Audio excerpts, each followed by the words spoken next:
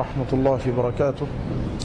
إن الحمد لله نحمده ونستعينه ونستغفره ونعوذ بالله تعالى من شرور أنفسنا ومن سيئات أعمالنا.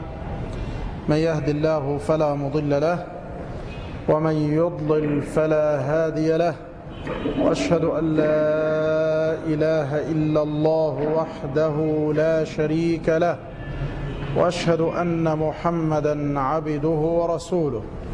يا أيها الذين آمنوا اتقوا الله حق تقاته ولا تموتن إلا وأنتم مسلمون. يا أيها الناس اتقوا ربكم الذي خلقكم من نفس واحدة وخلق منها زوجها وبث منهما رجالا كثيرا ونساء، واتقوا الله الذي تساءلون به والأرحام إن الله كان عليكم رقيبا. يا أيها الذين آمنوا اتقوا الله وقولوا قولا سديدا يصلح لكم أعمالكم ويغفر لكم ذنوبكم، ومن يطع الله ورسوله فقد فاز فوزا عظيما.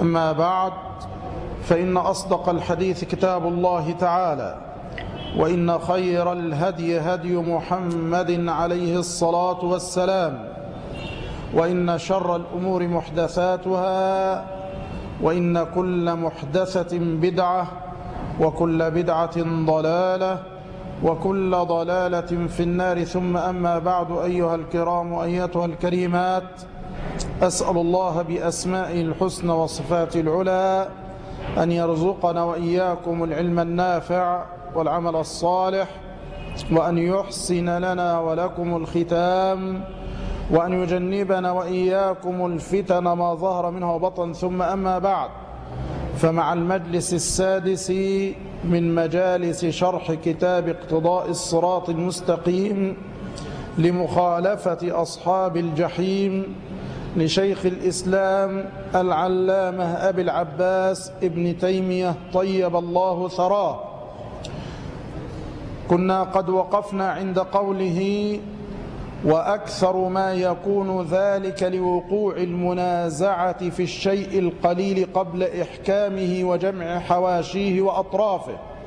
يعني يتكلم عن تنازع الناس، ولهذا قال: ما عرفتم منه فاعملوا به، وما جهلتم منه فردوه إلى عالمه.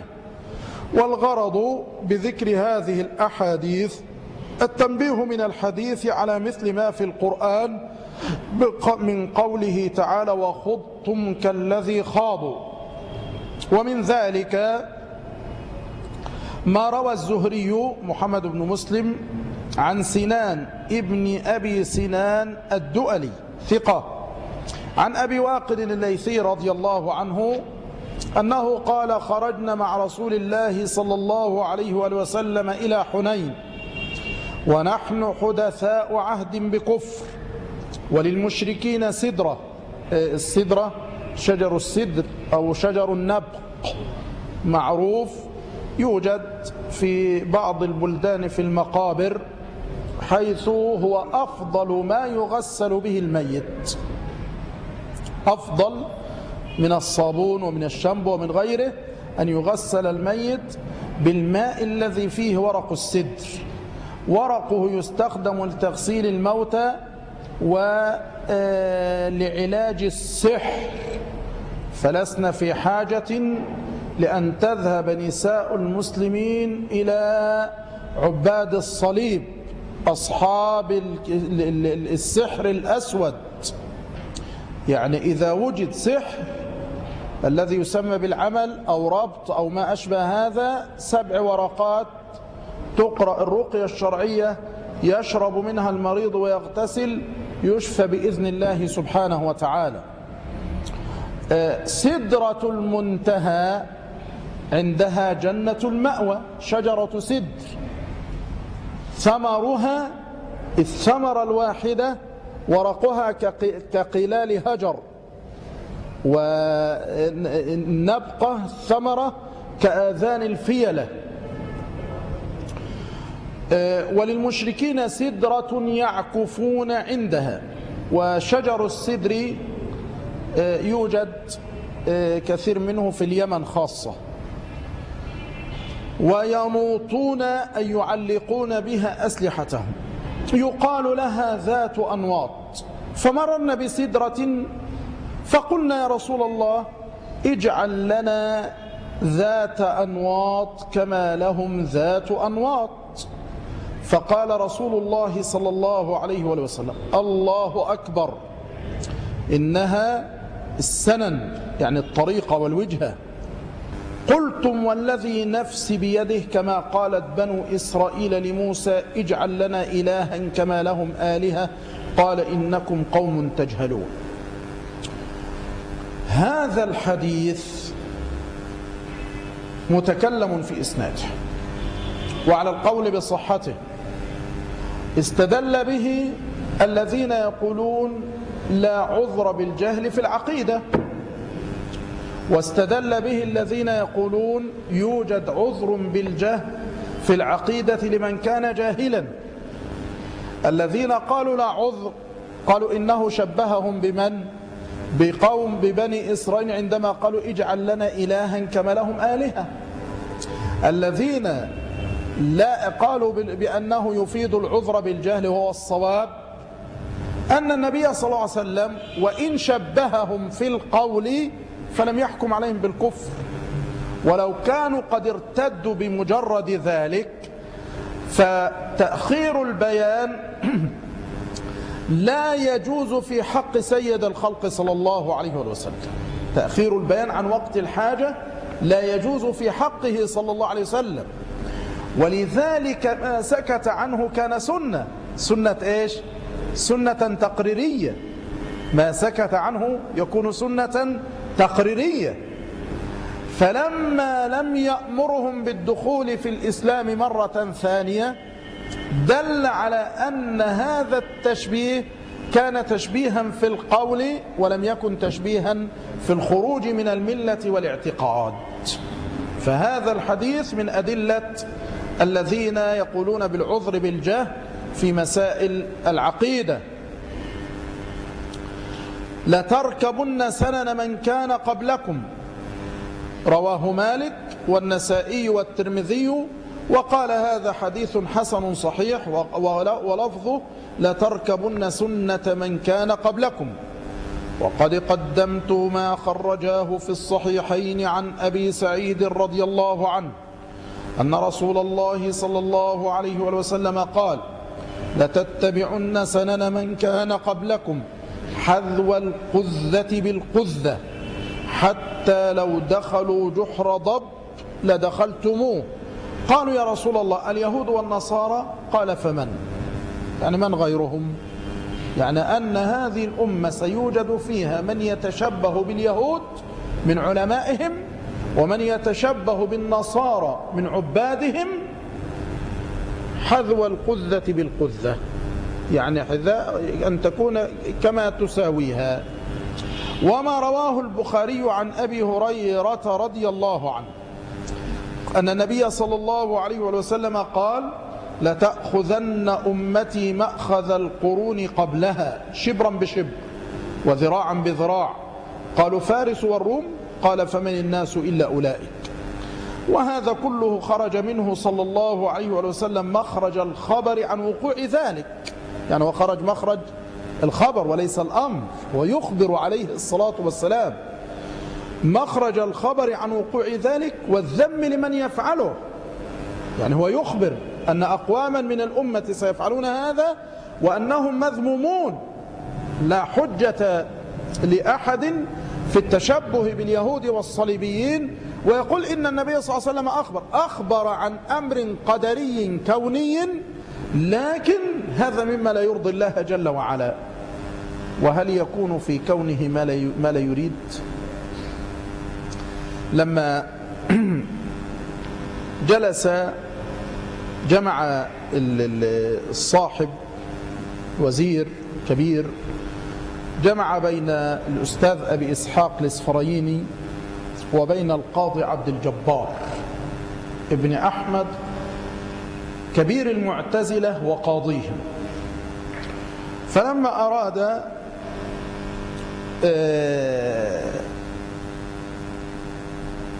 عبد الجبار أن يجلس قال: سبحان من تنزه عن الفحشاء، أي أن الله لا يخلق الشر. فرد عليه الأستاذ أبو إسحاق فقال: سبحان من لا يكون في ملكه إلا ما يشاء.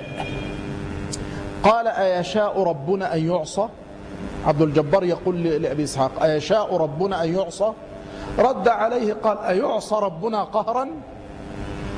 يعني هل العبد يقهر الله عز وجل؟ قال: أرأيت إن منعني الهدى وكتب علي الردى أحسن إلي أم أساء؟ يعني إذا كتب علي الضلال وحرمني الهداية، هل هذا من الإحسان أم من الإساءة؟ الله جل وعلا لا يقاس بالمخلوق، هذا في حق المخلوق رذيلة، هذا في حق المخلوق رذيلة. إن منعني الهدى وكتب علي الردى أحسن إلي أم أساء؟ فرد الأستاذ أبو إسحاق رحمه الله قال: إن منعك ما هو لك فقد أساء، وإن منعك ما هو له فيختص برحمته من يشاء. فبهت عبد الجبار. إن منعك حقا خالصا لك لا يجوز وأساء في حقك، أما إن منعك ما يملك هو، ولله ملك السماوات والأرض، فنحن عبيده يتصرف فينا كيفما يشاء فيختص برحمته من يشاء.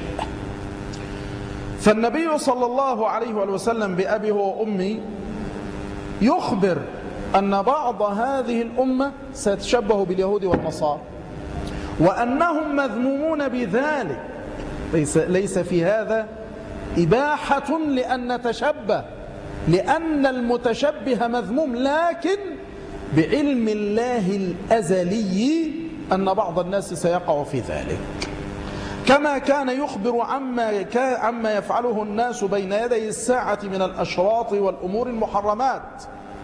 فعلم أن مشابهتها اليهود والنصارى وفارس والروم مما ذمه الله ورسوله صلى الله عليه وسلم، وهو المطلوب أن التشبه باليهود والنصارى وبفارس والروم أمر محرم شرعا ومذموم فاعله.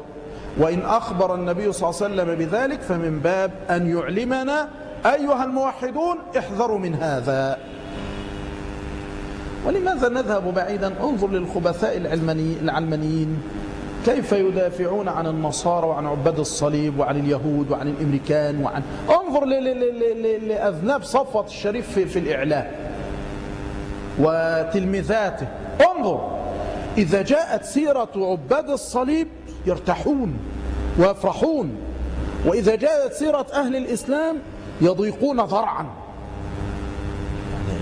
إن تكلموا باسم المواطنة والوطنية وإنهم شركاء في الوطن وإنهم يرتاحون، وعند ضربهم للجيش في مسبيرو وللإفساد في الأرض عتم تماما. عندما مات رأس الكفر عملوه كأنه صديق من الصديقين وشغلوا الناس، ومن يخلفه لعنة الله عليهم أجمعين. ومن يخلفه كافر سيخلف كافر، لعينا سيخلف لعينا في الصد عن سبيل الله. ونحن عندنا ندرس كتابا لشيخ الأزهر الأسبق، بقي معنا المجلس الأخير إن شاء الله، إقامة إيش اسم الكتاب؟ إقامة الحجة الباهرة في تحريم بناء الكنائس في مصر والقاهرة، لشيخ الأزهر الأسبق أحمد بن عبد المنعم الدمنهوري المتوفى سنة 92 بعد 100 وألف. هذا أمر حرام بالإجماع. فعندما يأتي مجلس الشعب هذا الهزيل هذا ويقرر في جواز ذلك، هؤلاء مخالفون للإجماع، هؤلاء مخالفون للإجماع.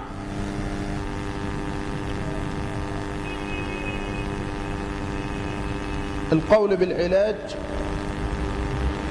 ما أدري إيش السدر هكذا لم يقل به أحدا من السلف، يعني الله يغفر لنا ولك.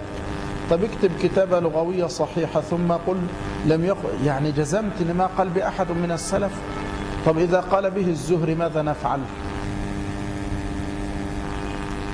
إذا كان الزهري قد قال بماذا إذا كان ابن تيمية قد قال بماذا نفعل؟ لا إله إلا الله. يعني أنت بحثت، يعني أحطت علما بكل أقوال السلف فلم تجد؟ هذا أنا ما أستطيع أن أقوله. هذه للألباني ولابن باز الذي يقول ما قال أحد من السلف. فلا داعي، يعني لا داعي تسمع كلمة وتقلد فيها، لا داعي.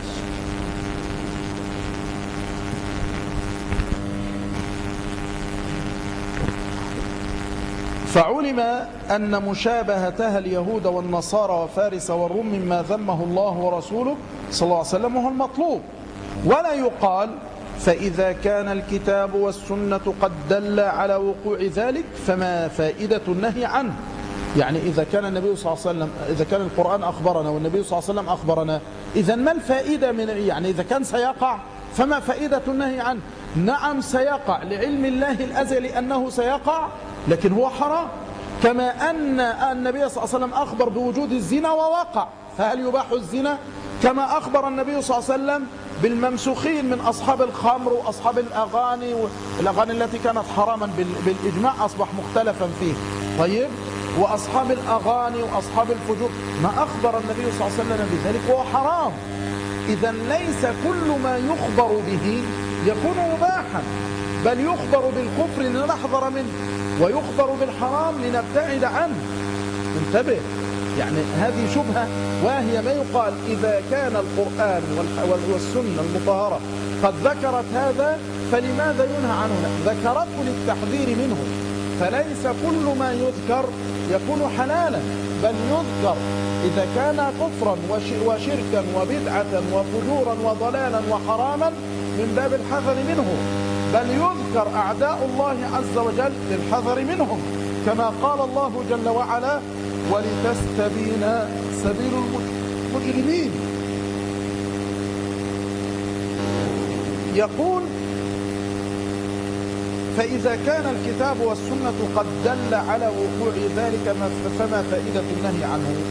لأن الكتاب والسنة أيضا قد دل على أنه لا يزال في هذه الأمة طائفة متمسكة بالحق الذي بعث به محمد صلى الله عليه وسلم إلى قيام الساعة، وأنها لا تجتمع على ضلالة. ففي النهي عن ذلك تكثير هذه الطائفة المنصورة. أولا، إذا ابتعدت عن الشر وابتعدت عن الشرك والبدع أصبحت من الطائفة المنصورة، فهذا تكثير للطائفة المنصورة.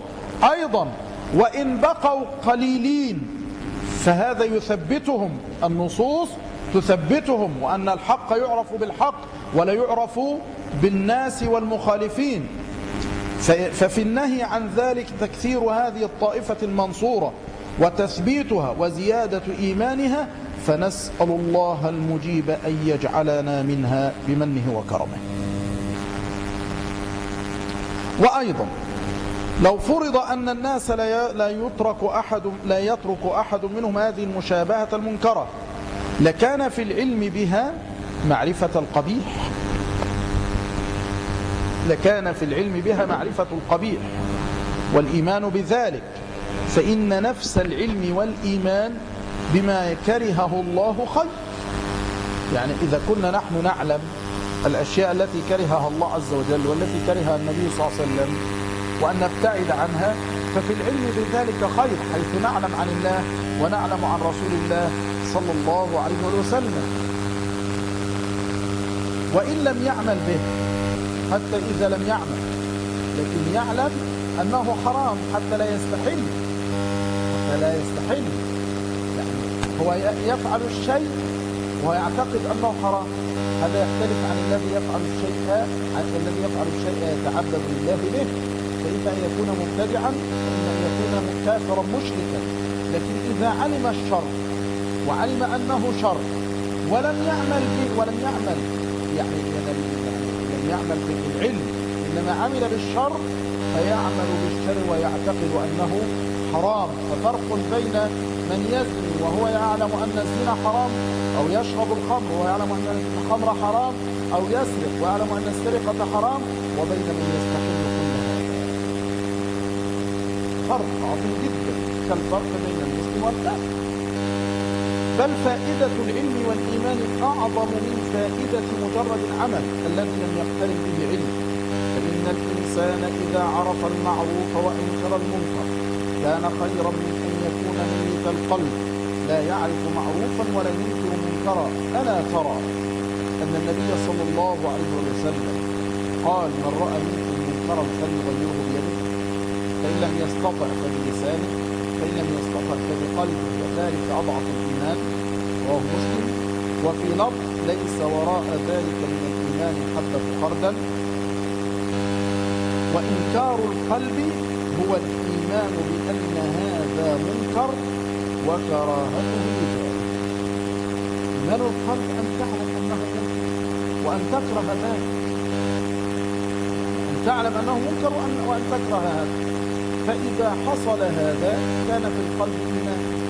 وإذا فقد القلب معرفة هذا المعروف وإنكار هذا المنكر ارتفع هذا الإيمان نفسه، وليس وراء ذلك من الإيمان حبة خردل. وأيضا فقد يستغفر الرجل من الذنب مع إصراره عليه، والمصر على الكبيرة مات مصر. عقيدة أهل السنة أن المصر على الكبيرة كبير، أن الإصرار على الكبيرة كبيرة. مهما أصر يصر، مهما أصر. نحن ما نأمر بالمنكر الآن، نحن نوضح حكما. مهما أصر يعني، والعياذ بالله، لو أن إنسانا ظل يعني منذ طفولته إلى أن بلغ من الكبر عتيا وهو يزني ومات وهو على بطن امرأة فهو مسلم، لكنه مسلم فاسق ولا يخرج من الملة إلا أن يعتقد حل ذلك. لو ظل يأكل الربا طيلة منذ بلوغه إلى مماته وهو يعتقد أن الربا حرام فهو فاسق.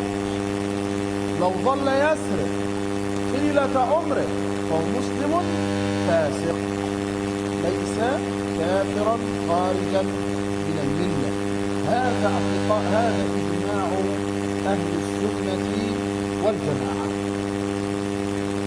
وأيضا فقد يستغفر الرجل من الذنب مع إصراره عليه، أو يأتي بحسنات تمحوه أو تمحو بعضه، وقد يقلل منه، وقد تضعف همته في طلب إذا علم أنه منكر.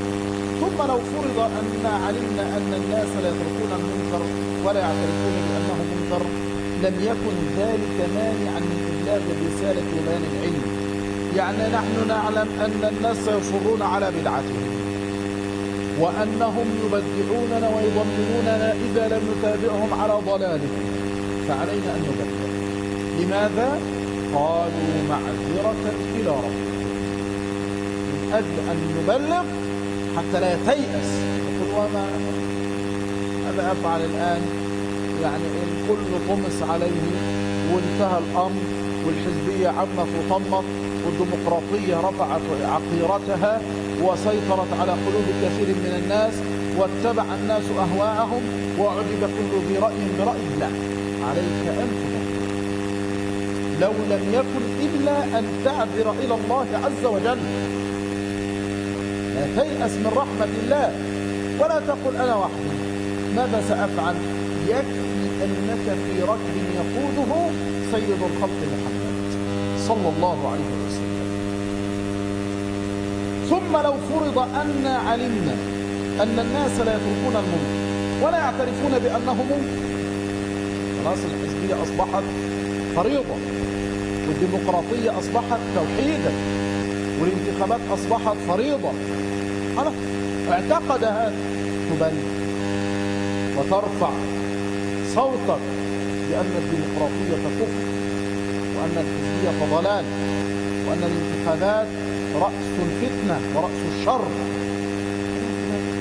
إن قبل منك فالحمد لله، وإن لم يقبل فقد أعذرت إلى الله حتى لا تسأل بين يدي الله سبحانه وتعالى.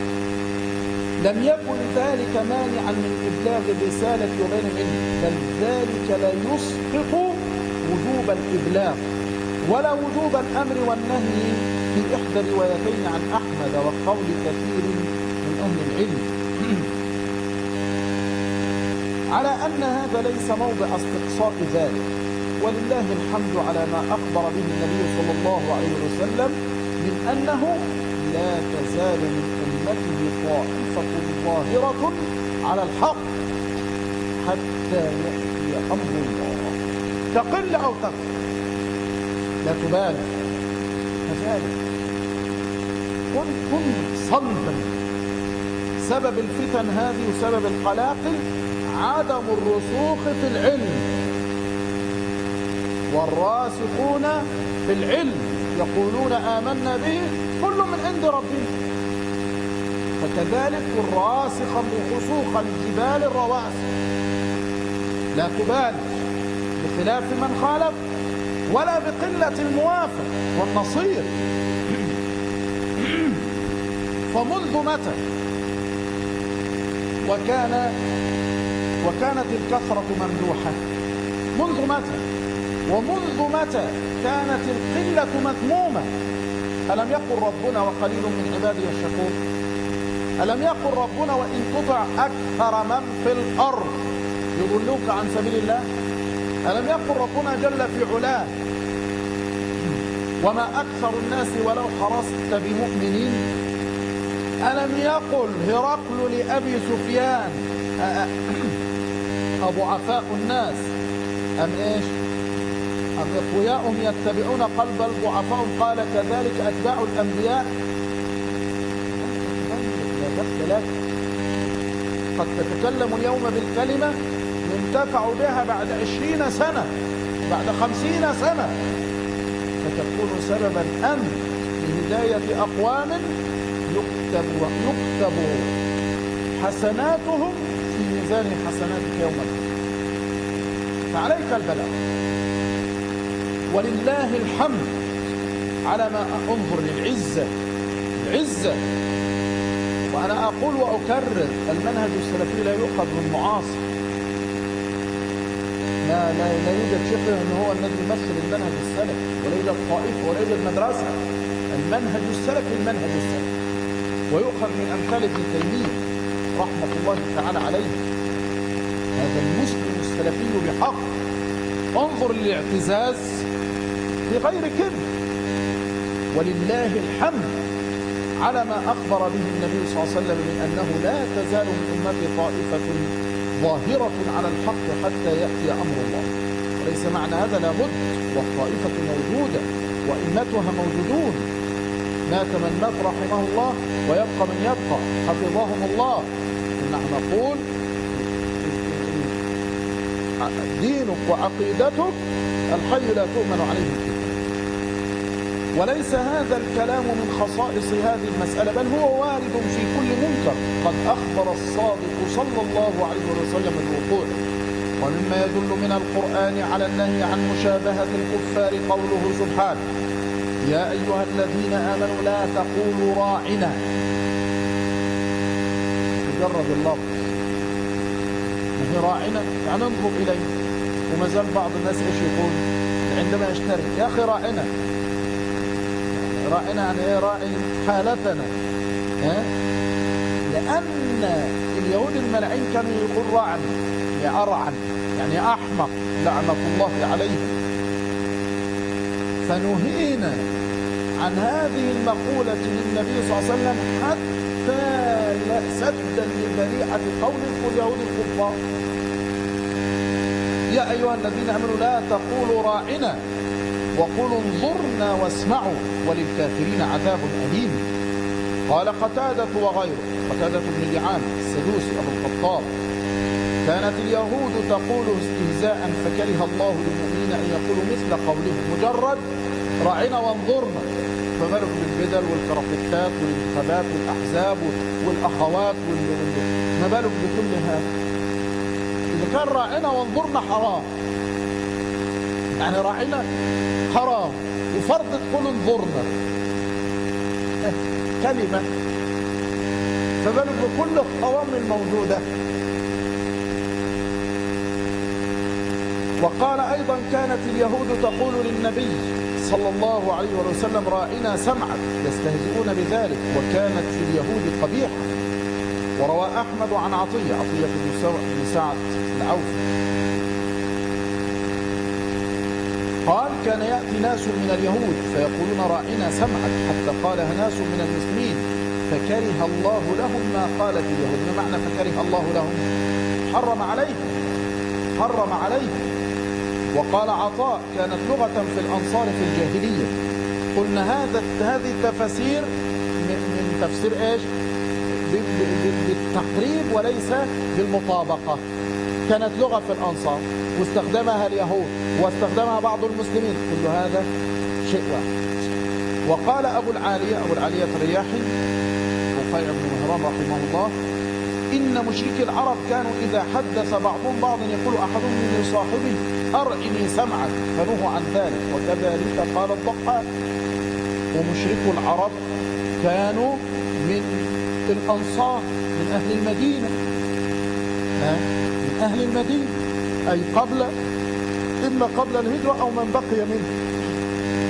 فهذا كله يبين أن هذه الكلمة نهي المسلمون عن قولها، لأن اليهود كانوا يقولونها، وإن كانت من اليهود قبيحة ومن المسلمين لم تكن قبيحة لما كان في مشابهتهم فيها من مشابهة لما كان في مشابهتهم فيها من مشابهة الكفار وتطريقهم إلى بلوغ غرض. يعني هي لو قالها المسلم ولا يقصد ما يقصده اليهود، لكن لا، حتى ولو لم تقصد فلا تتشبه به، حتى ولو لم تقصد فلا تتشبه به. فإذا كان مجرد أرعني سمعك أو راعنا نظرك أو مجرد كلمة حرام، فبالك بالديمقراطية. ديمقراطية دين يدان به. وقال سبحانه إن الذين فرقوا دينهم وكانوا شيعا لست منهم في شيء. يعني أي حزب ستلتقي مع أي واحد منهم تكون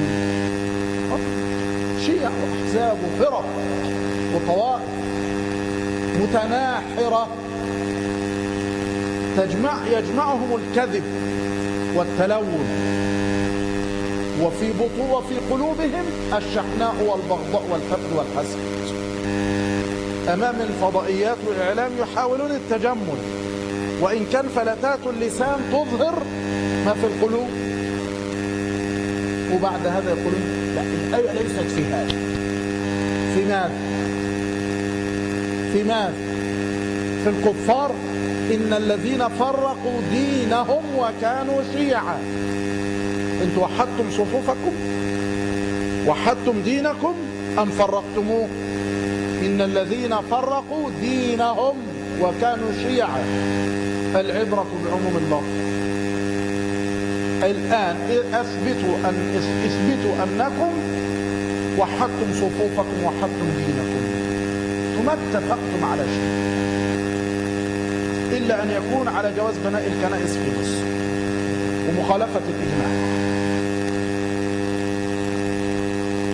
إن الذين فرقوا دينهم وكانوا شيعا لست منهم في شيء، إنما أمرهم إلى الله ثم ينبئهم بما كانوا يفعلون.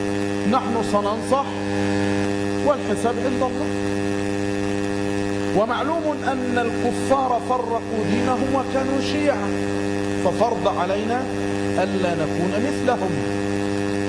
وهناك الحزب الديمقراطي والحزب الجمهوري، دورة ودورتين ديمقراطي، ودورة ودورتين هذا يعني ايه، مرة مرتين ديمقراطي، مرة مرتين جمهوري، وتمثيلية، وكلهم يخدمون مصالح اليهود. كلهم يخدمون مصالح اليهود ويتلاعبون بعقولكم. الآن أنتم ماذا فعلتم؟ قسمتم البلد إلى أحزاب. الحزبية هذه من سنة رسول الله صلى الله عليه وسلم أم من سنة أمريكا ومن سنة اليهود؟ أجيبون. كما قال سبحانه: ولا تكونوا أيها الموحدون كالذين تفرقوا واختلفوا من بعد ما جاءهم البينات. وقال: وما تفرق الذين أوتوا الكتاب إلا من بعد ما جاءتهم البينات. وقال: ومن الذين قالوا إن نصارى أخذنا ميثاقهم فنسوا حظا مما ذكروا به فأغرينا بينهم العداوة والبغضاء إلى يوم القيامة. باب روما يكفر شنود ويلعنه ويقول انه في النار. الله قال كلمة حق ولعنة الله عليهما أجمعين. قال كلمة حق وإن رغمت أنوف. هذا من إيش؟ من إلقاء العداوة والبغضاء بينهم، وهم فيما بينهم خلافات رهيبة تحسبهم جميعا وقلوبهم إلا على المسلمين. وقال عن اليهود: ولا يزيدن كثيرا منهم ما أنزل إليك من ربك طغيانا وكفرا وألقينا بينهم العداوة والبغضاء إلى يوم القيامة. حزب العمل على حزب اللقود على حزب اللعنة، أحزاب أحزاب. فأنتم تشبهتم بهم في الحزبية وفي الديمقراطية وفي الانتخابات، وأن المرأة هي الصوت المرجح. طيب شبه رب العالمين نهانا أن نتشبه بهم. وهؤلاء عداوة وبغضاء في قلوبهم عن بعضهم على بعض إلا في العداء للإسلام والمسلمين. وقد قال تعالى لنبيه عليه الصلاة والسلام: لست منهم في شيء. وذلك يقتضي تبرؤه منهم في جميع الأشياء. أن النبي صلى الله عليه وسلم وأتباع النبي صلى الله عليه وسلم فرض على أتباع النبي صلى الله عليه وسلم أن يتبرؤوا من اليهود والصليبيين والمشركين في كل شيء، أن يتبرؤوا منهم في كل شيء، لست منهم في شيء. وذلك يقتضي تبرؤه منهم في جميع الأشياء. ومن تابع غيره في بعض الأمور فهو منه في ذلك الأمر. من تابع في البعض وخالف في البعض فهو منه في ذلك الذي تاب ومخالف في الذي خالف. إذن آمن ببعض الكتاب وكفر بالبعض. لأن قول القائل أنا من هذا وهذا مني، أي أنا من نوعه وهو من نوعه. لأن الشخصين لا يتحدان إلا بالنوع. ما يتحدان يعني ما يصيران إيش؟ شيئا واحدا. إنما معناه بالنوع، النوع الإنساني. أن فكرة أنا من فلان مثلا يقول كرامة زوجي من كرامتي. إذن إن الذي يمس زوجته يعني يقتله ويدفع عن عرضه بدمه، مثل ما يدفع عن نفسه إذا اعتدي عليه. طيب ليس معناه أنها حلت فيه أو أنه حل فيها وأصبح شيئا واحدا، إنما معناه أنه يعني أنهما نوع واحد في إيش؟ في الكرامة، في العرض، في الفكر، في المنهج، في السلوك.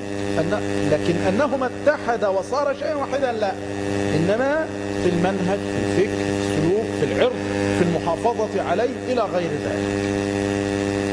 كما في قوله تعالى: بعضكم من بعض.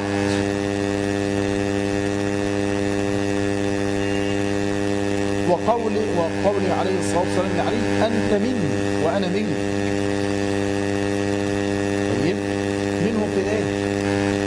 أنه ابن عمه وزوج ابنته، وأنه يعني أن عرضه عرضه، وأن ما يؤذيه يؤذيه، وأن ما يفرحه يفرحه. مثل ما قال: فاطمة مني أو بضعة مني يؤذيني ما يؤذيها.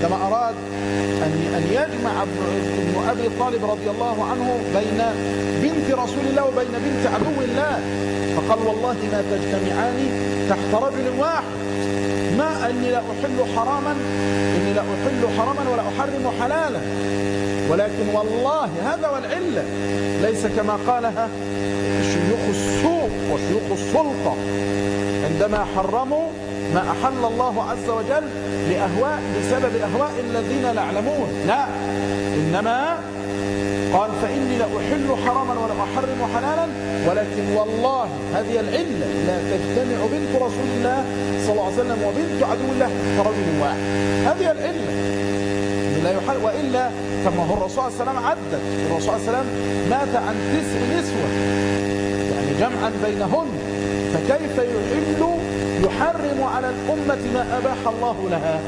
لكن العلة هنا أنه يؤذيه ما يؤذيها، ولا تنافسها بنت عدو الله، بنت عدو الله لا تنافسها في رجل، هذه العلة. فمسألة أنا منك وأنت مني، أي أن عرضك، منهجي منهجك، أحافظ عليك وتحافظ علي، هنا والمؤمنون والمؤمنات بعضهم أولياء بعض، والمنافقون والمنافقات بعضهم من بعض في ايش؟ في الكفر والإجرام والفجور وإعلان شيء وإبطان شيء آخر من بعض، يعني أنهم من بعض، والمنافقون والمنافقات بعضهم من بعض، من بعض في ايش؟ في هذا الكفر وهذا النفاق وهذا الضلال. قال فقول القائل لست من هذا في شيء، أي لست مشاركا له في شيء، بل أنا متبرئ من جميع أموره. وإذا كان قد برأ الله رسوله صلى الله عليه وسلم من جميع أمورهم، فمن كان متبعا للرسول صلى الله عليه وسلم حقيقة كان متبرئا كتبرئه. فهو الذي يمسك العصا من الوسط هو في الوسط، جزء مع النبي صلى الله عليه وسلم وجزء مع اليهود والنصارى. إما ما هو هنا الدين ليس نمسكها من الوسط، نرضي رب العالمين ونرضي شنود، مات شنود إلى لعنة الله وغضبه. ماذا استفعل؟ نرضي رب العالمين ونرضي بوش، رحل بوش وسيرحل أوباما وسيرحل العالم كله. فرض عليك أن تتبرأ من جميع أمورهم. نخشى ماذا تخشى الفتنة؟ ألا في الفتنة سقط، لأنك لم تستقم على أمر الله جل وعلا. فمن كان متبعا للرسول صلى الله عليه وسلم حقيقة كان متبرئا كتبرئه، ومن كان موافقا لهم كان مخالفا للرسول صلى الله عليه وسلم بقدر موافقته لهم. الرسول صلى الله عليه وسلم أذن في المدينة اليهود والنصارى أن يبنوا كنيسة؟ لا. لماذا المشايخ يفتون بجواز بناء الكنائس في مصر وهي أرض إسلامية؟ وبالإجماع، أقول بالإجماع أنه يحرم ذلك، لأنه يعني يعبد فيها غير الله، يعبد فيها غير الله. كيف ترضى أن يقام على أرض إسلامية من يسب الله عز وجل سبا ما سبه أحد من العالمين؟ كيف ترضى بهذا؟ الرضا بهذا نفاق وانحراف عن الصراط المستقيم. رب العالمين أمر نبيه صلى الله عليه وسلم بالتبرؤ من اليهود والنصارى الذين أعلنوا الولاء لهم بلا براء، الذين أعلنوا الولاء بلا براء، يأكلون الكعك في العيد والحمد لله، ويعني يشون بلا أي ما يشعرون بأي بغض تجاههم، بل كيف ونحن نحبهم. تحبهم يا فضيلة الشيخ؟ تحب من؟ تحب أعداء الله؟ يعني الله أمر بالبر بهم إذا كنا نبغض فكيف ونحن نحبهم؟ وهل أحبهم النبي صلى الله عليه وسلم؟ لا تلبسون على الناس دينهم. الرسول عليه السلام أمر بالتبرؤ منهم تبرؤا تاما. المتبع متبرئ من هؤلاء جميعا. طيب، ومن كان موافقا له، فمن كان متبعا للرسول صلى الله عليه وسلم حقيقة كان متبرئا كتبرؤه، ومن كان موافقا له مخالفا للرسول صلى الله عليه وسلم، ومن كان موافقا لهم كان مخالفا للرسول صلى الله عليه وسلم بقدر موافقته لهم. ونحن نسأل الديمقراطية موافقة للنبي صلى الله عليه وسلم أم موافقة لليهود والنصارى؟ يجيبون. فإن الشخصين المختلفين من كل وجه في دينهما كلما شابهت أحدهما خالفت الآخر. نحن واليهود والنصارى خلاف تام، خلاف تام. تجي أنت تقول الديانة الإبراهيمية ومسجد وكنيسة وبيعة نسميها الديانة الإبراهيمية، هذا خروج من الملة، هذا خروج من الملة. أن تقر بوحدة الأديان وأنها تنتمي لإبراهيم وأنها خروج من الملة. دائما سل نفسك، هذا فعله النبي صلى الله عليه وسلم أم لا؟ هذا يرضي رسول الله صلى الله عليه وسلم أم لا؟ فعله نفعل كما فعل، يرضيه نقوم عليه ونجاهد من أجله. لم يفعله النبي صلى الله عليه وسلم ولا يرضيه، فوالله لو جئت ب1000 عذر لا عذر لك، لا عذر لك. طالما أن هذا الشيء تتعبد لله به والنبي صلى الله عليه وسلم لا يحبه ولا يرضى به ولم يفعله ولم يدعو إليه، فأنت على بدعة وضلالة. ولو ضللت تعتذر بالأعذار وهي المصلحة والضرورة والواقع ونخشى وأصل، وكل هذا لا قيمة له.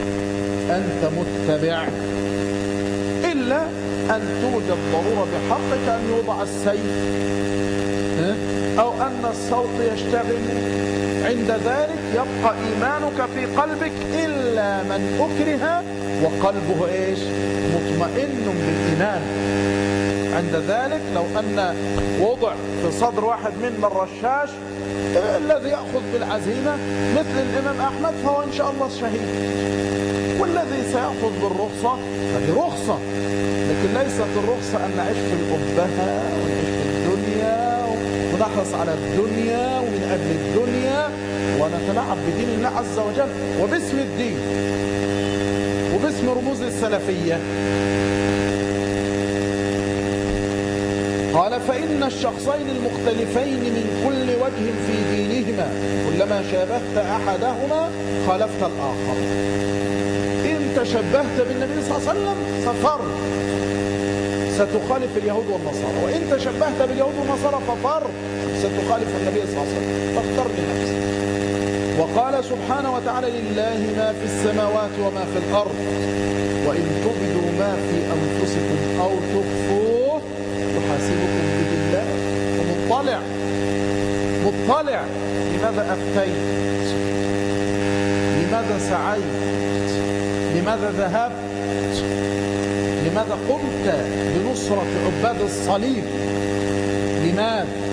هل إرضاء لله جل وعلا أم أنها لدنيا والوجهات والنخشة؟ وقد روى مسلم في صحيح عن العلاء بن عبد الرحمن عن أبيه عبد الرحمن بن يعقوب مولى الحرقة عن أبي هريرة رضي الله عنه قال لما نزلت على رسول الله صلى الله عليه وسلم لله ما في السماوات وما في الأرض وإن تبدوا ما في أنفسكم أو تخفوه يحاسبكم به الله.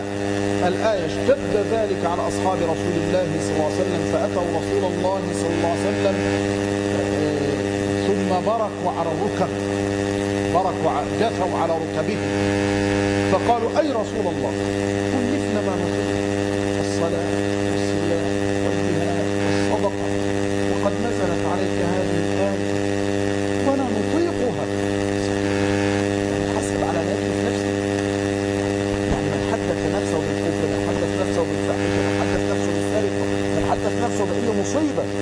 نشهد عليها سنهلك نضيع. قال رسول الله صلى الله عليه وسلم أتريدون أن تقولوا كما قال أهل الكتابين من قبلكم سمعنا وعصينا؟ بل قولوا قول. أنت لا تطيقها، لكن رب العالمين أعلم وأحكم. احذروا أن تقولوا سمعنا وعصينا، قولوا سمعنا وأطعنا غفرانك ربنا وإليك المصير. يا رب اغفر لنا، نحن نسمع يا رب ونطيع، وأنت الغفور الكريم ومآلنا ومصيرنا إليك، هو رحيم سبحانه. بل قولوا سمعنا وأطعنا غفرانك ربنا وإليك المصير. فلما اقترأها القوم وذلت بها ألسنتهم، يعني جرت جريانا على ألسنتهم، أنزل الله في إثرها آمن الرسول بما أنزل إليه من ربه والمؤمنون كل آمن بالله وملائكته وكتبه ورسله لا نفرق بين أحد من رسله وقالوا سمعنا وأطعنا غفرانك ربنا وإليك المصير. فلما فعلوا ذلك نسخها الله فأنزل. انظر، السمع والطاعة لله والاستقامة على أمر الله من أعظم أسباب زوال الفتن ورفع المحن. لا نحتكم من مادة، ما لا لو تركنا النساء 65% من الأصوات سيضيع. وبعد ماذا تفعل؟ اختلفتم وزللتم وأصبحتم فسادا في الأرض ونقمة على الدعوة إلى الله. أصبح كثير من الناس يبغضون أهل الدين بسببكم، ويقولون أنتم متلونون وأنتم تبعون دين الله. من قبل عندما كان الناس يدعون إلى دين الله في الظاهر، إلى الدين فقط، كان الناس يحبونه. عندما وجدتم قال الناس أنتم تدعون إلى الله من أجل الدنيا، وأصبحتم بأعمالكم ممن يصد عن سبيل الله.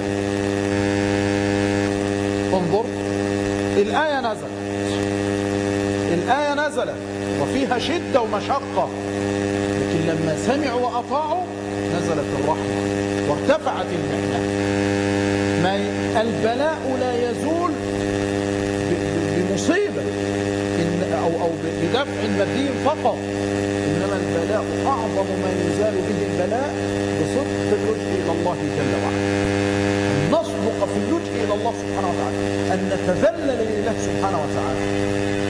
نسخت هذه فأنزل الله لا يكلف الله نفسا إلا وسعها لها ما كسبت وعليها ما اكتسبت ربنا لا تؤاخذنا إن نسينا أو أخطأنا قال قد فعلت. والحديث في مسلم ربنا يا كريم يا رحمن لا تؤاخذنا إن نسينا أو أخطأنا يا رب. قال قد فعلت وعدنا بذلك سبحانه أننا إن أخطأنا أو نسينا رفع عنا المؤاخذة بمنه وكرمه. يفعل الله بعذابكم إن شكرتم وآمنتم. ربنا ولا تحمل علينا إصرا في آثار الشدة كما حملته على الذين من قبلنا في اليهود والنصارى. قال نعم، هنا قال نعم. ربنا ولا تحملنا ما لا طاقة لنا به. قال نعم، واعف عنا واغفر لنا وارحمنا أنت مولانا فانصرنا على القوم الكافرين. قال نعم.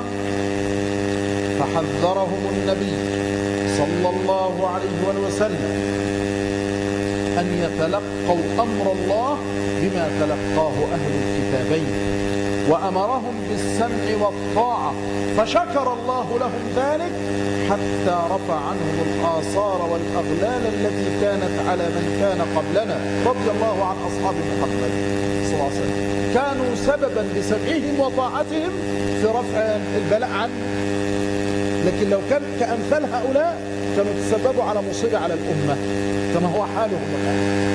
انظر للفارق العظيم. وقال الله في صفته صلى الله عليه وسلم ويضع عنهم إصرهم والأغلال التي كانت عليهم. فأخبر الله سبحانه أن رسوله عليه الصلاة والسلام يضع الآثار جمع إصوى شدة والأغلال التي كانت على أهل الكتاب. ولما دعا المؤمنون بذلك أخبر الرسول صلى الله عليه وسلم أنه قد استجاب دعاءه. وهذا وإن كان رفعا للإيجاب والتحريم، فإن الله يحب أن يؤخذ برخصه كما يكره أن تؤت معصيته، وقد صح ذلك عن النبي صلى الله عليه وسلم.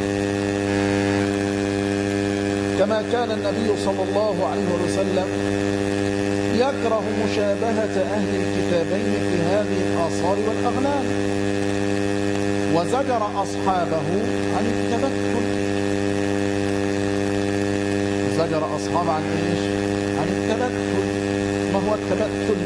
هي البتول أي التي لا تتزوج، المنقطع للعبادة، فنهوا عن الانقطاع. وقل رهبانية في الإسلام لأن الشهوة تتحرك، وستشكو الكنائس إلى ربها من ظلم الفجرة فيها وإذا الموءودة سئلت. فنبهت من قبل من كان في شك فليرجع إلى القدم، فما بالك بالعصر الحديث، إلى دير العذارى في معجم البلدان، وإلى الأديرة التي ذكرها يقوت الحموي لترى وتقرأ العجب العجاب. هذا كان قديما، فما بالك في أيام النت وأيام الأغاني وأيام الخمور وأيام الفجور، نسأل الله السلامة. وأمر بالسحور ونهى عن المواصلة، وقال فيما يعيب أهل الكتابين ويحذر موافقتهم فتلك بقاياهم في الصوامع. وهذا باب واسع جدا، التحذير من متابعتهم ومن التشبه بهم. وقال سبحانه: يا أيها الذين آمنوا لا تتخذوا اليهود والنصارى أولياء بعضهم أولياء بعض ومن يتولهم منكم فإنه منهم. فرق عظيم بين البر للذميين وليس للمحاربين، وبين المودة والمحبة والنصرة. إذا كان الله قد أمرنا ببرهم ونحن نبغضهم، فكيف إذا كنا نحبهم وأن أنتم تحبونهم يا فضائل المشايخ؟ فكيف إذا كنا نحبهم؟ تحب من؟ تحب من يقول إن الله ثالث ثلاثة؟ تحب من يقول إن الله نزل جمع مريم وأخرج منها عيسى؟ تحب من سب الله سبا لم يسب أحد من البشر؟ تحب من اتهم نبيك صلى الله عليه وسلم أنه كذاب؟ تحب من؟ أي سنة تدعونها؟ أي سنة تدعون نصرتها؟ هي نصرة السنة ادعاء وكلاما أم أنها واقع عملي؟ يا أيها الذين آمنوا لا تتخذوا اليهود والنصارى أولياء، أي لا تحبون ولا تنصرونهم، بعضهم أولياء بعض ومن يتولهم منكم فإنه منهم. وقال سبحانه: ألم تر إلى الذين تولوا أي أحبوا ونصروا، فكيف ونحن نحبهم؟ حب من؟ أنت مأمور ببغضهم من قبل رب العالمين، تصرح أنك تحبهم؟ تب إلى ربك، لا أسأل، تب إلى ربك، تب إلى ربك فقط. هذا الذي أقول. ألم تر إلى الذين تولوا قوما غضب الله عليهم ما هم منكم ولا منهم، يعيب بذلك المنافقين الذين تولوا اليهود أيضا النصارى، إلى قوله: لا تجد قوما يؤمنون بالله واليوم الآخر يوادون المودة والمحبة والكعك والبسكويت والعيد والتزاور وإننا بنأكل مع بعض ونشرب مع بعض ونعيش مع.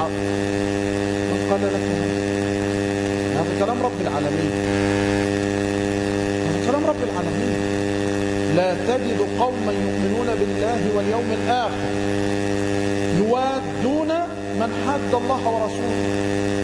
نحن نخشى أن المؤمنين يروننا ممن الوطنية لعن الله الوحدة الوطنية، ولعن الله المواطنة التي تقوم على الكفر وعلى إضاعة الولاء والبراء وعلى إضاعة دين الله عز وجل. هم لعنوها، هم أنفسهم لعنوها، لم يرضوا بها. تخشى من من؟ تخشى المخلوق ولا تخشى من الخلق؟ إذا ما قلت الحق فلا يجوز أن تتكلم بالباطل.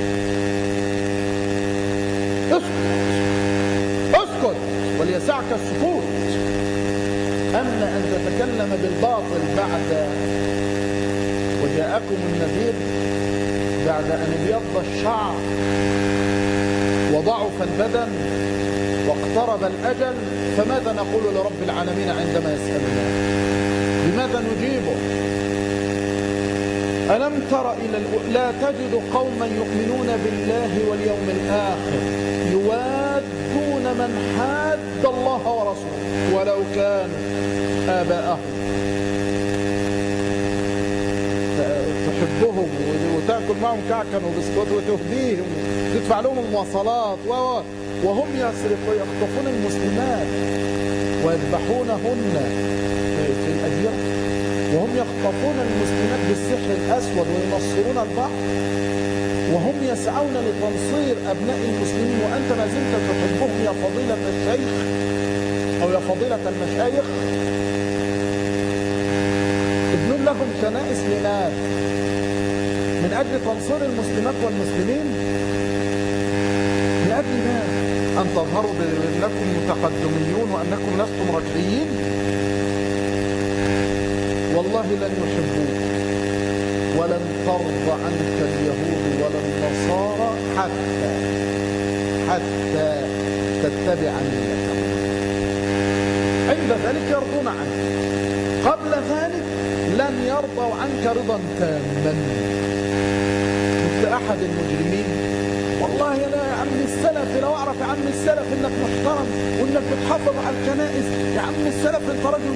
عم السلف معذور، عايش في معذور، مسكين، أنت مسكين من جملة المساكين.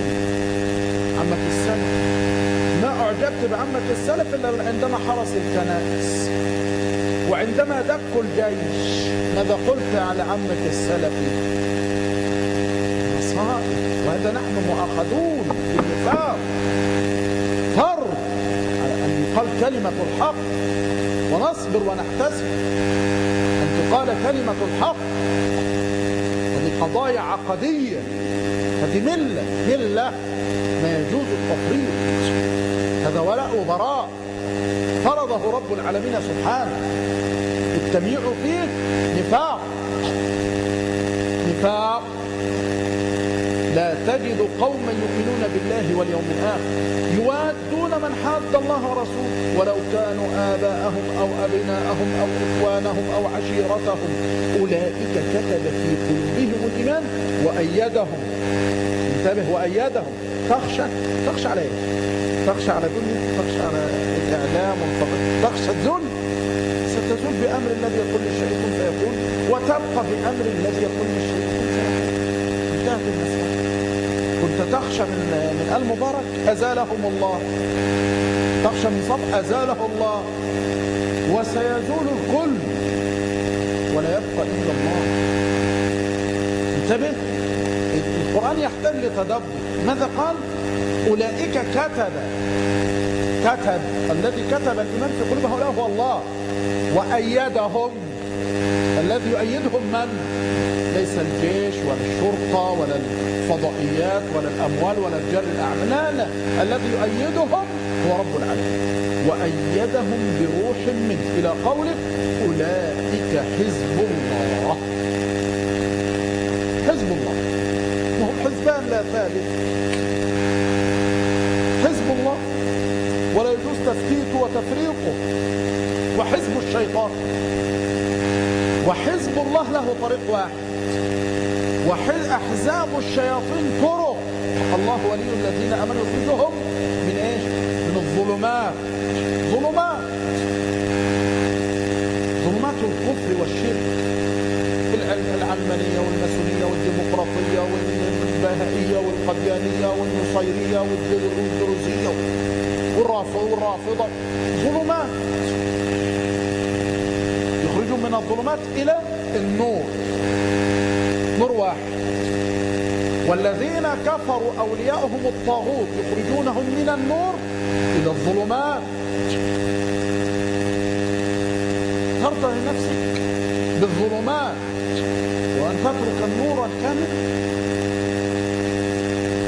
وقال تعالى: إن الذين آمنوا وهاجروا وجاهدوا بأموالهم وأنفسهم في سبيل الله والذين آووا ونصروا أولئك بعضهم أولياء بعض إلى قوله والذين كفروا بعضهم أولياء بعض، كفار أولياء لبعض إلى قوله والذين آمنوا من بعد وهاجروا وجاهدوا معكم فأولئك منكم.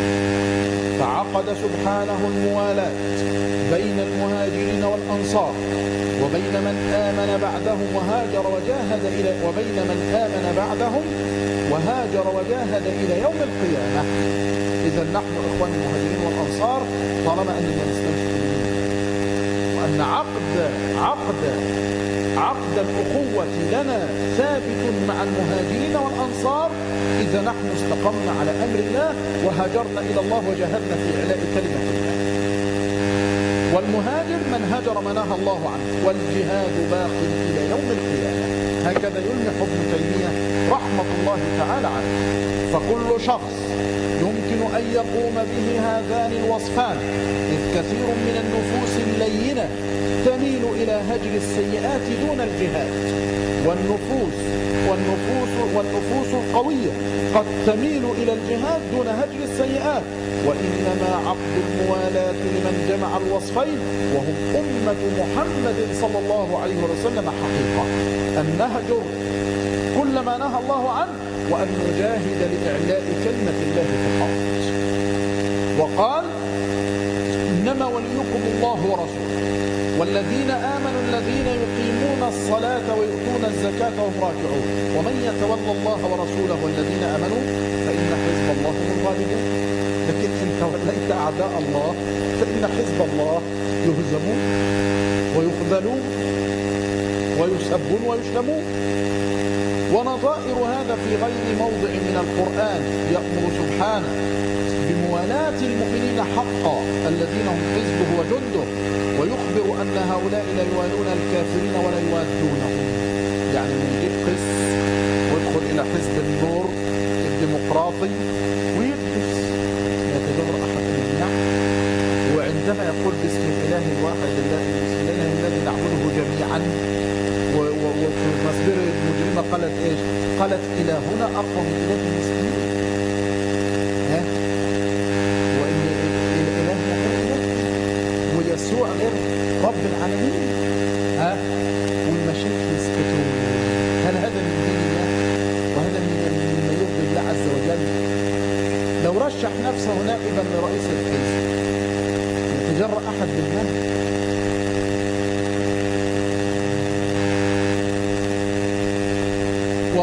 ويأمر سبحانه بموالاة المؤمنين حقا. اليوم يبغض أهل الإيمان لأنهم خالفوا في الحزبية، لكن نصارى لهم ما لنا وعليهم ما علينا والمواطنة، ونحن نتمنى أن نضع أيدينا في يد الكنيسة من أجل الوطن ومصلحة الوطن التي طلبوا الحماية عليه هؤلاء الذين يدعون السلفية. الوطن أصبح كلام مصلحة الوطن، ليس يعني الإخوان المسلمون كانوا أشرف منهم عندما قالوا مصلحة الدين، مع أن هؤلاء لا مصلحة وهؤلاء لا مصلحة. نسأل الله العافية. والموالاة والموادة وإن كانت متعلقة بالقلب، يأمر سبحانه بموالاة المؤمنين حقا الذين هم حزبه وجنده، ويخبر أن هؤلاء لا يوالون الكافرين ولا يوادونهم. والموالاة والمودة وإن كانت متعلقة بالقلب، لكن المخالفة في الظاهر أعون على مقاطعة الكافرين ومباينتهم. يعني إن كان في القلب فلا بد أيضا من الظاهر. ومشاركتهم في الظاهر إن لم تكن ذريعة أو سببا قريبا أو بعيدا إلى نوع ما من الموالاة والمودة فليس من مصلحة المقاطعة والمباينة، مع أنها تدعو إلى نوع ما من المواصلة كما توجبه الطبيعة. ونحن نبني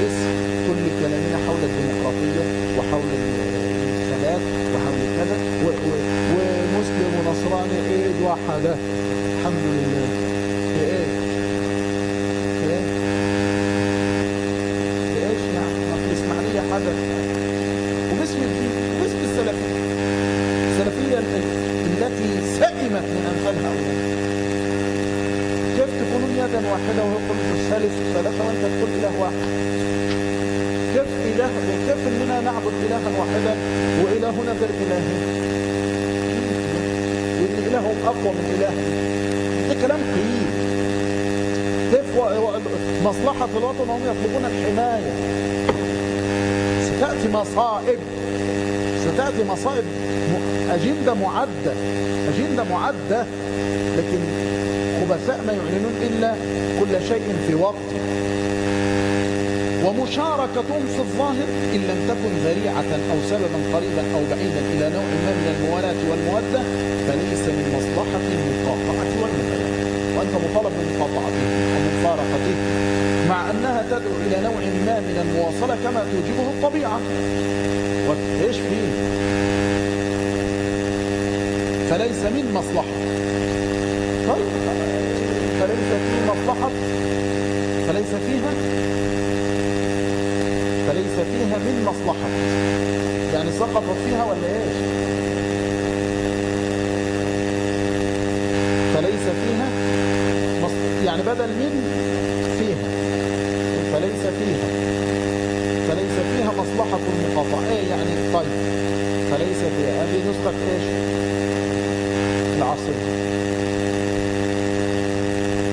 نسخة العصر. فليس فيها مصلحة المقاطعة، صحيح، وتدل عليه العادة. ولهذا كان السلف رضي الله عنهم يستدلون بهذه الآيات على ترك الاستعانة بهم في الولايات. هذا منهج السلف. لا، رشحوا العلمانيين حزب النور الديمقراطي، رشح العلمانيين ورشح النصارى والنصرانيات لوضع الدستور علنا دون حياة. ديمقراطية. ولهذا كان السلف رضي الله عنه يستدلون بهذه الآيات على ترك الاستعانة بهم في الولايات، ولا حتى يكون كاتبا. لا، ده هذا الاستعانة في ايش؟ في وضع الدستور الذي يتحكم إليه البلاد. ثم بعد ذلك هم الدعوة السلفية. فروى الإمام أحمد بإسناد صحيح عن أبي موسى رضي الله عنه قال: قلت لعمر رضي الله عنه إن لي كاتبا نصرانيا. قال: ما لك؟ قاتلك الله، أما سمعت الله يقول يا أيها الذين آمنوا لا تتخذوا اليهود والنصارى أولياء بعضهم أولياء بعض ألا اتخذت حنيفا؟ قال: قلت يا أمير المؤمنين لي كتابته وله دينه. قال: لا أكرمهم إذ أهانهم الله، ولا أعزهم إذ أذلهم الله، ولا أدنيهم إذ أقصاهم الله. هذا عمر، هذا الملهم المحدث، هذا الذي أوجب الله طاعته كمنهج. هذا هو السلف، هذا هو السلف.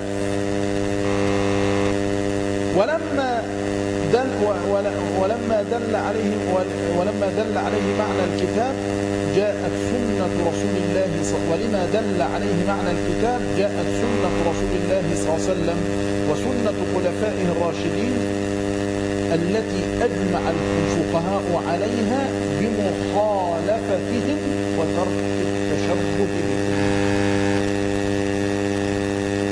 إجماع، يعني نحن ندعي لو ادعينا إن الحزبية والانتخابات بالإجماع حرام ما أبعد.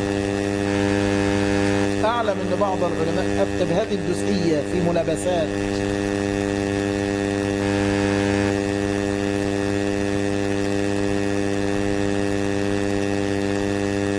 ففي الصحيحين عن أبي هريرة رضي الله عنه قال: قال رسول الله صلى الله عليه وسلم: إن اليهود والنصارى لا يصبغون فخالفوهم. أمر بمخالفتهم في ماذا؟ حديث الصحيح في صبغ إيه؟ الشعر. هم لا يصبغون اسمه أنت، لا يصبغون صبغ، يعني مثلا الشعر الأبيض طيب أبيض فأنت تصبغ بالحناء أو الحناء والكتل. وذلك يقتضي أن يكون جنس مخالفتهم أمرا مقصودا للشارع. مخالفة أن نخالفهم، لا الحمد لله مباشرة مجرد ما أوفق على الحزب بعد الثياب أصبح البدل والكرافطة. الحمد لله الحمد لله رب العالمين. والكرافطة حمراء والقميص أبيض والكوت أسود. علم مصر تشبها بمن؟ تشبها بمن؟ تشبه بمن؟ يعني نسأل هذا يحدث تشبها بمن؟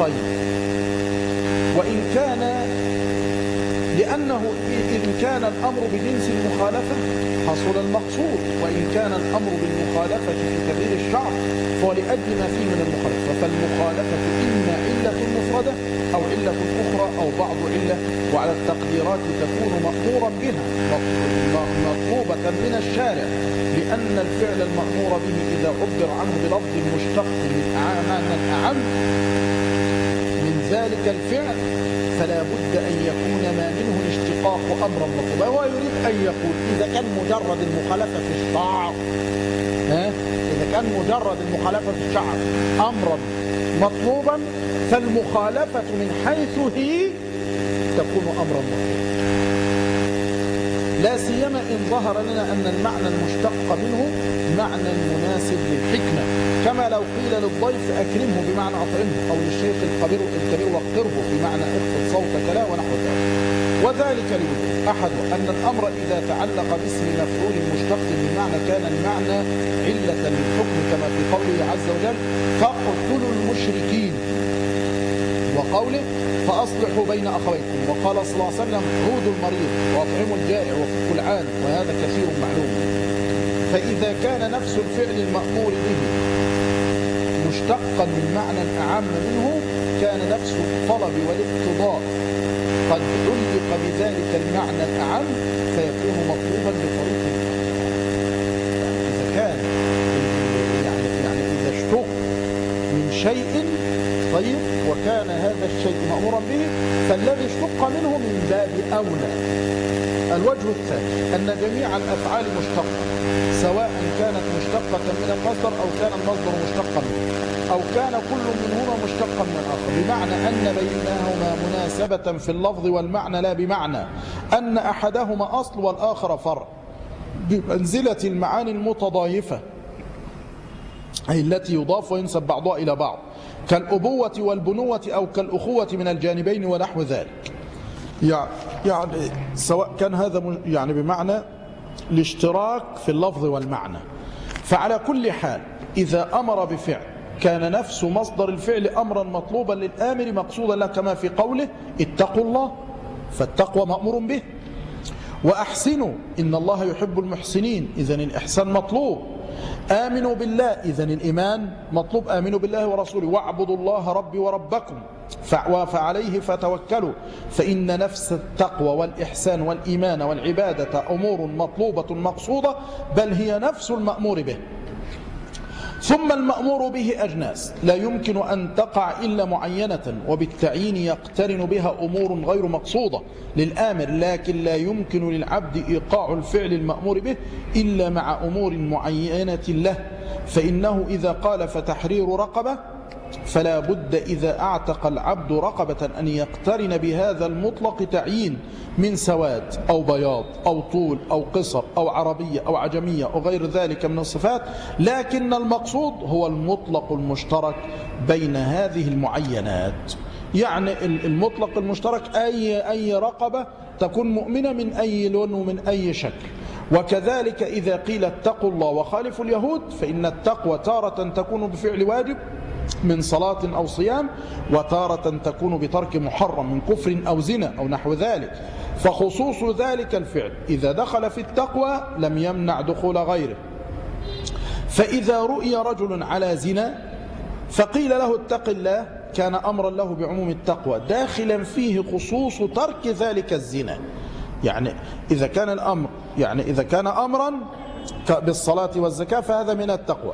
وإذا كان الرجل مقيما على معصية وقيل له اتق الله فمعنى اتق الله واترك ما أنت عليه من الحرام، لأن سبب اللفظ العام لا بد أن يدخل فيه. كذلك إذا قيل إن اليهود والنصارى لا يصبغون فخالفوهم كان أمرا بعموم المخالفة داخلا فيه المخالفة بصبغ اللحية لأنه سبب اللفظ العام. يعني تغيير الشعر مطلوب، والمطلوب الأعظم مخالفة اليهود والنصارى، وسببه أن الفعل فيه عموم وإطلاق لفظي ومعنوي فيجب الوفاء به، وخروجه على سبب يوجب أن يكون داخلا فيه. يعني السبب يدخل يعني إيه؟ نحن نقول العبرة بعموم اللفظ لا بخصوص السبب، والسبب يدخل في الحكم دخولا يقينيا. بمعنى نزلت آية بسبب رجل معين مثل إيش؟ مثل حادثة أبي اليسر هي التي جاءت على لسانه رضي الله عنه عندما أنزل الله عز وجل إيش؟ أقم الصلاة إلى أن قال إن الحسنات يذهبن السيئات. طيب، فنحن نعلم يقينا أن الله قد غفر لأبي اليسر رضي الله عنه وأرضاه. بماذا؟ لأن الله عز وجل قال إن الحسنات يذهبن السيئات، وهو قد قام بالحسنات فأذهبت سيئاته. وغيره إن فعل الحسنات نرجو أن يذهب الله سيئاته بحسناته. أما أبو اليسر فدخوله يقين. فكذلك الرسول صلى الله عليه وسلم قال خالفوا المشركين أطلقوا اللحى، إذن إطلاق اللحية مقصود للنبي صلى الله عليه وسلم، وهي من جملة مخالفة المشركين. إذا قال النبي صلى الله عليه وسلم حتى لا يقال إن المشركين الآن إن اليهود الآن يطلقون فإذا لا، هذا تلبيس. إذا قال خالفوا اليهود والنصارى واصبغوا فإنهم لا يصبغون، إذن الصبغ مطلوب للنبي صلى الله عليه وسلم، وهو من جملة مخالفة هؤلاء المجرمين. وخروجه على سبب يوجب أن يكون داخلا فيه لا يمنع أن يكون غيره داخلا فيه. يعني مخالفة هؤلاء يدخل هذا يقينا ما ورد فيه النص، وما لم يرد أيضا يدخل في هذا الأمر العام الذي هو المخالفة. وإن قيل إن اللفظ العام يقصر على سببه لأن العموم هو هنا من جهة المعنى فلا يقبل من التخصيص ما يقبله العموم اللفظي. فإن قيل الأمر بالمخالفة أمر بالحقيقة المطلقة وذلك لا عموم فيه بل يكفي فيه المخالفة في أمر ما، وكذلك سائر ما يذكرون، فمن أين اقتضى ذلك المخالفة في غير ذلك الفعل المعين؟ قلت هذا سؤال قد يورده بعض المتكلمين في عامة الأفعال المأمور بها ويلبسون بها على الفقهاء، وجوابه من وجهين. بعض الملبسين يستثير إيش؟ إن المخالفة، وإن المخالفة هي المقصودة ونحن نخالفهم إذا نحلق إذا نترك إذا فجوابه من وجهين. أحدهما أن التقوى والمخالفة ونحو ذلك من الأسماء والأفعال المطلقة قد يكون العموم فيها من جهة عموم الكل لأجزائه، أنه يكون عاما لكل أجزائه، لا من جهة عموم الجنس لأنواعه، فإن العموم ثلاثة أقسام: عموم الكل لأجزائه وهو ما لا يصدق فيه الاسم العام ولا أفراده على جزئه، عموم الجميع لأفراده وهو ما يصدق فيه أفراد الاسم العام على أحاده، عموم الجنس لأنواعه وأعيانه وهو ما يصدق فيه نفس الاسم العام على أفراد. فالأول عموم الكل لأجزائه في الأعيان والأفعال والصفات، كما في قوله تعالى: فاغسلوا وجوهكم، فإن اسم الوجه يعم الخد والجبين والجبهة ونحو ذلك، وكل واحد من هذه الأجزاء ليس هو الوجه، فإذا غسل بعض هذه الأجزاء لم يكن غاسلا للوجه لانتفاء المسمى بانتفاء جزئه. إذن هذا العموم الكلي لأجزائه. يعني مثلا إيش؟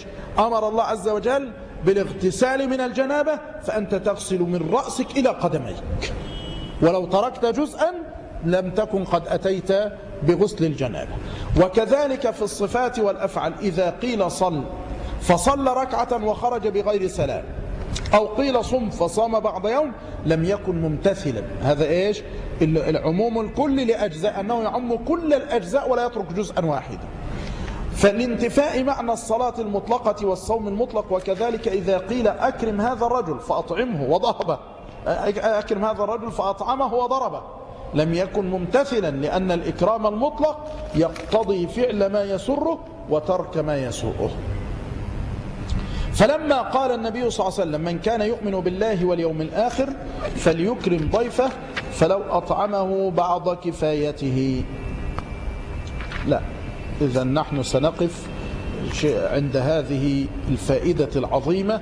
طيب، لأن شيخ الإسلام سيستفيض فيها فأقف عندها، عند السؤال الذي قد يريده بعض المتكلمين على الفقهاء، وابن تيمية لخبرته وعلمه العظيم جدا الذي كاد أن يحيط بعلم المنطق وبغيره، حتى أنه كان يورد أسئلة وتضييقا على كبار مناطقة العالم في عصره وهو حول البلوغ، مما يستطيع به أن يرد عليهم وأن يوضح ما عندهم. فنقف عند هذا السؤال.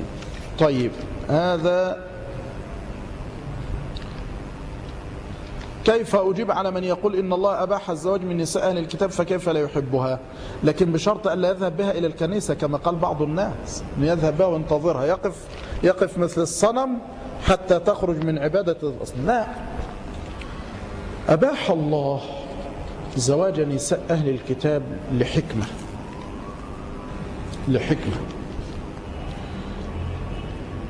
الرجال قوامون على النساء، والمرأة تتسم بالعاطفة، فإذا أحبت زوجها فعلت له ما يريد. وهذا مقصد عظيم في ماذا؟ في أن يسلم هؤلاء وأن تسلم هاتيك النسوة. يعني إذا أسلمت قد تكون سببا في إسلام أهلها. طيب، على القول أنها ستبقى على كفرها، فهنا فرق بين ما أباح الله وخصه من الحكم العام، وهي أنها زوجة تبغض لدينها ولعقيدتها وتحب المحبة الفطرية التي هي محبة الزوج لزوجته. يعني لدينها وكفرها سيبغضها، يعني هو سيكون في حالة بغض لها بسبب تمسكها بهذا الدين الكافر، وسيسعى لدعوتها، ما يذهب بها للكنيسة واقف ينتظر مثل الصنم في الشارع، لا، إنما سيسعى لإخراجها من دين الكفر إلى دين الإسلام، وهذا هو المقصود، هذا هو المقصود. لكن إذا بقيت على دينها فهو سيبغض ما هي عليه من الكفر ويحبها الحب الفطري كزوجة، وهذا أمر معلوم أن الرجل يجتمع فيه كفر وإيمان وتقوى وفجور ونفاق وتوحيد، كل هذا أمر وارد، هذا أمر وارد. لكن لا يتزوج بها وأن يحبها وأن يحب دينها وأن يحب أهلها وأن يحب ما هم عليه من الكفر، هذا كفر. إذن هو أباح الله عز وجل الزواج بهؤلاء لحكمة أن يدعوا إلى الإسلام وأن يؤخذ بأيديهم، كما فعل سيد الخلق صلى الله عليه وسلم مع صفية بنت حيي رضي الله عنها وأرضاه، حيث اعتقها وتزوجها وقد أسلمت وحسن إسلامها وصارت من أمهات المؤمنين رضي الله عنها وأرضاها. أوصيكم بأقباط مصر؟ لا، إنما الحديث ستفتحون أرضا يقال لها مصر، فأوصيكم بأهلها فإن لهم ذمة ورحما، فما قال أقباط مصر. أوصنا بهم بأننا ندعوهم إلى الإسلام، وهذا الذي فعله أجدادنا رضي الله عنهم، وأخرجوا المجرمين من الكفر إلى الإسلام وصاروا مسلمين موحدين وأصبحوا منا لهم ما لنا وعليهم ما علينا. ولكن بقي من بقي على الكفر، والآن يريدون يقولون إننا احتللنا بالبلاد وأننا لسنا أهل البلاد بعد أكثر من 1400 سنة. وصلى الله وسلم وبارك على سيد الأولين والآخرين وعلى آله وصحبه وسلم. الجمعة